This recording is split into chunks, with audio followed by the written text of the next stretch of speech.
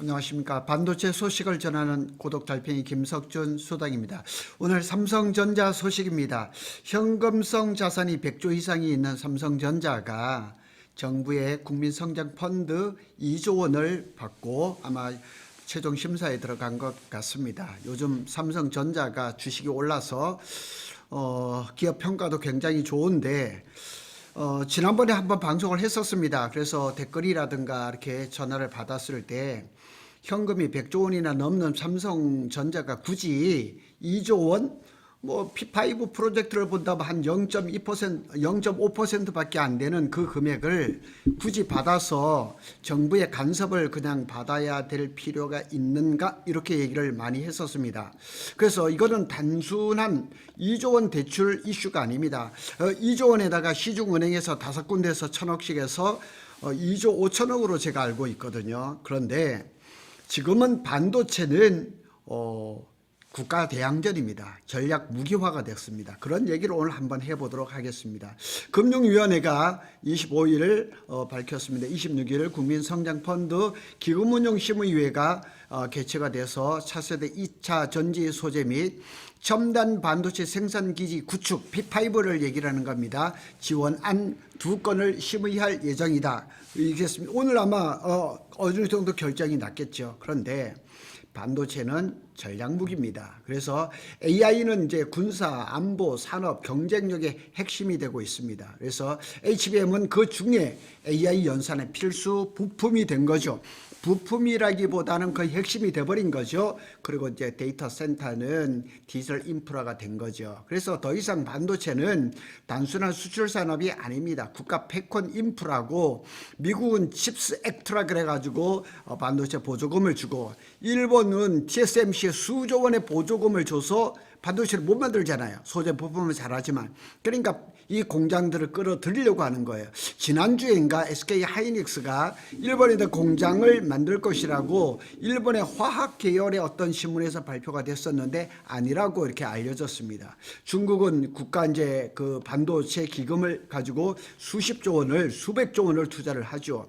한국도 같은 단계에 진입한 것으로 평가를 할 수가 있겠습니다. 팩트를 한번 정리를 해보겠습니다. 기업은 삼성전자입니다. 사업은 평택 P5 메가팹. 가동 목표는 2028년입니다. 그래서 대출은 2조 원이고 금리는 연 3%대입니다. 그리고 국민성장펀드 150조 원 규모입니다. 그래서 총 투자 규모는 150조 중에서 약 20조 9천억이 반도체에 들어갑니다. 그리고 AI에 30조, 그래서 50조 9천억이 반도체 관련 사업에 지원이 됩니다.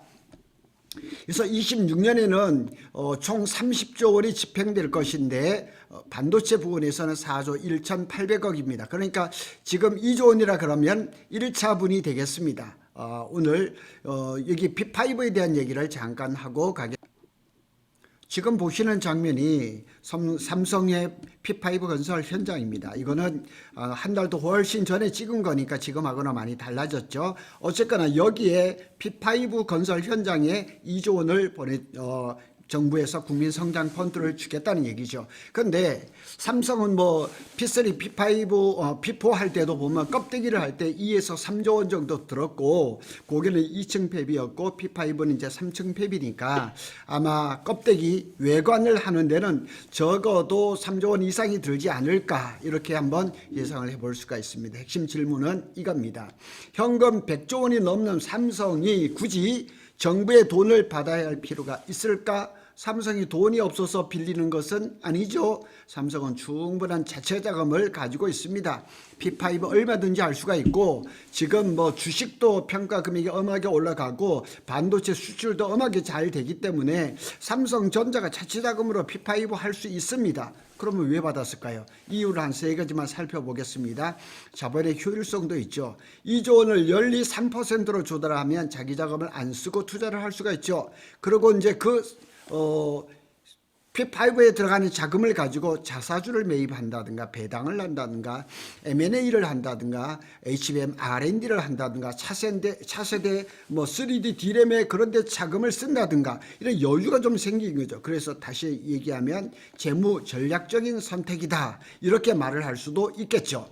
그리고 이제 두 번째 이유는 리스크가 이제 분산을 나누죠. 평택 캠퍼스 P5는 100조 원대급 프로젝트입니다. 이거 지금 뭐 신문에 보면 뭐 60조 뭐 이렇게 얘기 나오는데 택도 없는 얘기입니다. 적어도 한 4, 5년 전에 P3를 완전히 가동하는데 그때 당시 50조가 들었습니다. 그런데 지금 P5는 지금 2층이 아니라 3층 팹이에요. 완전 메가 팹인데 60조로가 짓는다면은 삼성이 그냥 어마하게 좋아하겠죠. 그건 신문에서 지금 평가를 잘못하고 있습니다. AI 메모리 슈퍼 사이클이 맞지만 반도체는 여전히 변동성 산업입니다. 그래서 정부가 일부라도 들어와 준다면 정책적 안정성이 높아지겠죠. 금융시장 신뢰도 높아지고 장기 금리 방어에도 효과가 있을 겁니다. 그리고 국가 프로젝트란 아마 이 이유 세 번째 이유가 가장 클 겁니다. 이게 가장 중요한데 이제 AI 메모리는 기업 산업이 아니라 국가 전략 사업입니다. 이거는 국가 대항전이라고 제가 말씀을 드렸잖아요. 그러니까 한 기업이 카바를 하기에는 이미 그 손을 넘어버린 겁니다. 무게 뭐 IRA라든가 일본 TSMC의 보조금이라든가 중국 반도체 국책 펀드, 한국도 같은 흐름에 이제 들어갔다는 것이요. 그래서 다시 말해서 이건 간섭이 아니라 국가와 삼성, SK하고 어떠면 이렇게 국가와 기업 간의 동맹을 맺는 그런 관계다 이렇게 보면 됩니다. 이건 돈이 부족해서가 아닙니다. 핵심은 리스크 분산과 정책 동맹, 금리 부담 완화, 정책적 보호막을 형성을 하고 글로벌 협상력을 강화를 하고 시장 신뢰도를 이제 상승을 시키고 정부가 함께 들어오면 그 산업은 사실상 국가 전략 사업으로 이제 그 산업으로 확정이 되는 겁니다. 그래서 든든한 뒷배를 하나를 얻었다 이렇게 보시면 됩니다. 이 모든 것은 삼성 단독으로 감당하는 구조가 아니라는 거죠. 이제는 기업 단독 투자에서 국가 공동 프로젝트로 전환이 되는 겁니다. 미국의 인텔의 지분을 거의 10%를 트럼프 정부에서 가졌는데 뭐 우리 이재명 정부가 삼성에다가 뭐 지분을 요구하거나 그런 것은 아닙니다. 그래서 주가가 지금 요즘 많이 올랐는데 주가가 올라가도 정부의 지원이 필요한 이유는 여기에 있습니다. 주가 상승은 시가총액일 뿐이고 현금이 자동으로 늘어나는 것은 아니라는 얘기죠. 그래서 반도체는 선투자 산업입니다. 그리고 대규모 설비가 들어가야죠. 긴 회수 시간이 필요하고 사이클 변동성이 심했습니다. 그래서 하여튼 작년부터는 좀 분위기가 달라지긴 했지만 이 사이클 변동성이 좀 심했습니다. 이 존재 국가가 일부 리스크를 함께 지는 구조로 글로벌 표준이 되고 있습니다. 미국도 마찬가지고 대만은 뭐 더 심하고 일본도 그렇고 여러 나라들이 이 고성능 반도체를 이 공장을 유치하기 위해서 뭐 인도도 이렇게 오퍼를 냈다가 뭐 삼성에서 그냥 아니라고 얘기를 했고 많은 나라들이 그랬거든요. 그래서 네 번째로 이걸 얘기를 하시는 분이 많아요. 댓글을 달거나 저한테 전화가 와서 굳이 삼성이 2조나 받아가지고 괜히 뭐 정부의 간섭 거기에 왜 들어갔느냐 이런 얘기를 하는데 과연 정부 간섭이 맞는지 이런 우려가 나오는 지점은 여기죠. 정부가 생산 물량에 개입한다? 이거는 있을 수 없네요. 생산 물량에 개입하지는 못합니다. 그러니 삼성의 기업 운영이나 이런 데 어떻게 태클을 걸지는 모르겠지만은 생산 물량 이런 데는 아닙니다. 메모리 판매는 글로벌 시장의 계약 구조입니다. 고용이라든가 지역 조건이 요구가 이런 데는 가능성이 있어요. 그래서 고용을 좀 많이 해달라. 뭐 이런 아니 고용에 대해서는 이재용 회장님이 뭐 저 이재명 대통령에게 먼저 얘기를 했잖아요. 올해도 뭐 6만 명이니까 얼마 지역 개발이라든가 이런 것들은 서로 논의가 할 수가 있지만 뭐 이게 반도체 생산이라 이런 거에 대해서 왈가왈부할 수는 없죠. 상생안이라든가 협력사 지원이라든가 인력 채용 확대를 요구를 할 수가 있겠죠. 기술 전략이 뭐 통제 이미 국가 핵심 기술로 지정된 상태이기 때문에 반도체 기술에 대해서 이렇게 저렇게 하라 말할 수는 없습니다. 그리고 이제 뭐 상생안이라든가 협력사라든가 인력 채용 이런 건 말을 할 수가 있겠죠.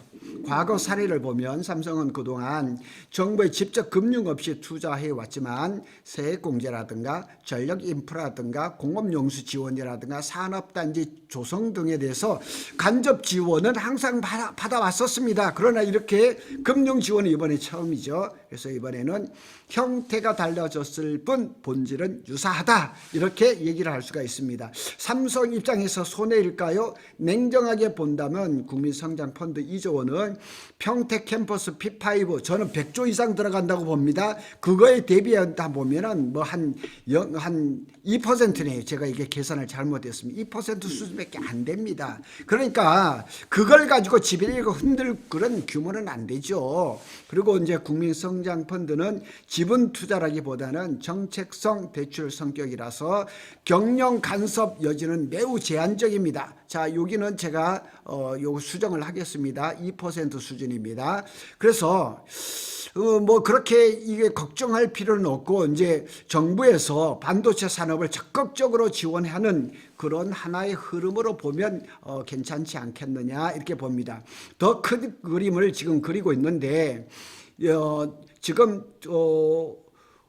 한양대 박재근 교수님이 반도체 협회 회장님 뭐 이런 데도 계셨던 분인데 40년 반도체 인생에 이런 호황은 처음이다. 삼성, SK 하이닉스가 내부 물량이 거의 내년까지 완판이 됐다는 얘기예요. 그 얘기를 잠깐 짚어보겠습니다.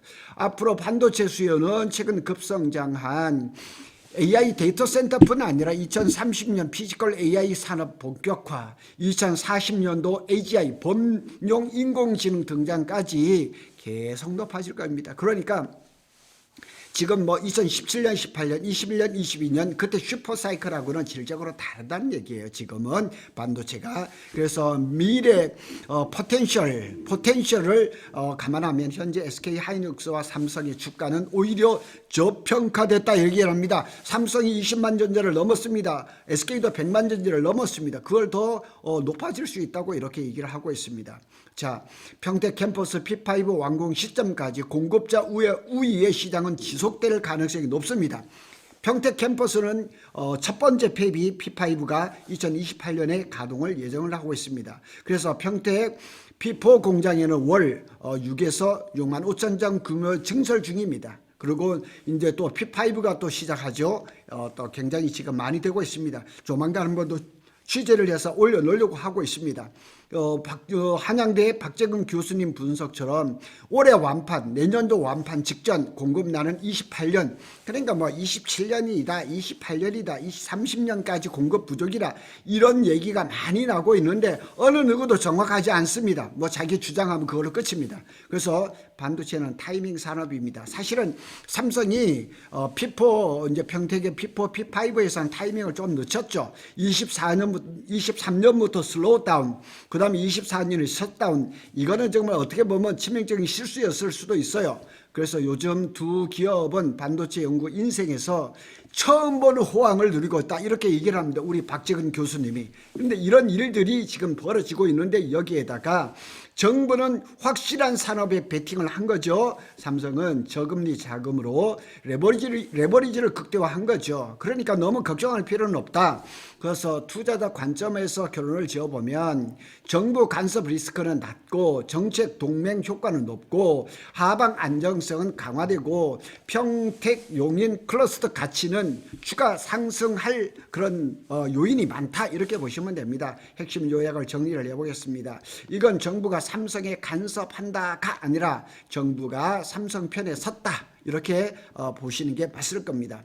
삼성은 약해서 정부 돈을 빌리는 게 아닙니다. 강하기 때문에 국가 프로젝트의 중심이 된 것입니다.